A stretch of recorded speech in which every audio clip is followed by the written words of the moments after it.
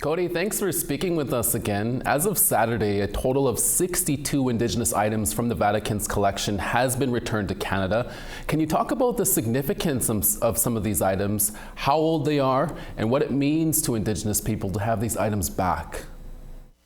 A lot of these items entered the Vatican's hands as part of a 1925 museum exhibit that the Vatican held to celebrate the successes of missionary endeavors. And obviously, we know the successes of the Catholic Church means different things to Indigenous nations and to the church. So these items are viewed very much by the Vatican as artifacts. They've been housed behind glass display cases. But for a lot of Indigenous nations, these are cultural ancestors returning home for the first time.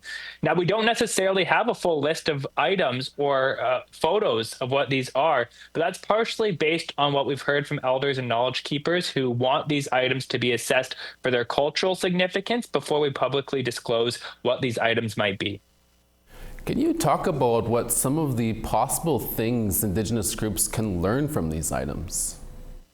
So first of all, just understanding the context of their transfer. So the Vatican is really framing these as being gifts from Indigenous nations to the church in the 1920s. Again, contestable because that's when the Indian Act was really at its most assimilatory.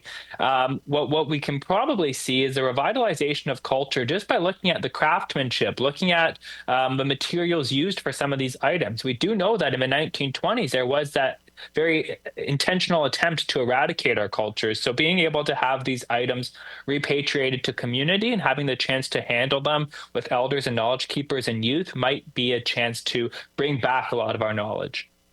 After the items were welcomed with ceremony in Montreal from the various Indigenous groups, can you explain where the items will go next and what will the next steps be?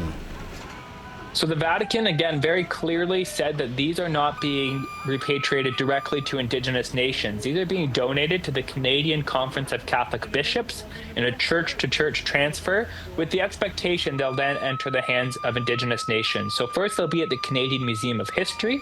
They'll be assessed for their relative condition from a museum perspective. And then the three national Indigenous organizations will have a say in interpreting these items and deciding which nations and communities might be the best stewards and caretakers.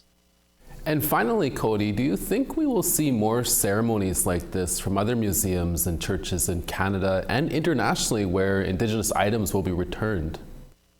Repatriation has been a really slow process in Canada for cultural institutions, but it is quite significant that we've seen ceremony and culture both when these cultural ancestors left the Vatican and when they arrived back in Canada. Elders and knowledge keepers were able to greet these items as ancestors, which I think is really vital to this process. Now, the Vatican likely has other items in its collections, and Canada still has a lot of institutions, provincially, territorially, and federally, that should be repatriated to other nations. So I think this will set the stage for similar transfers.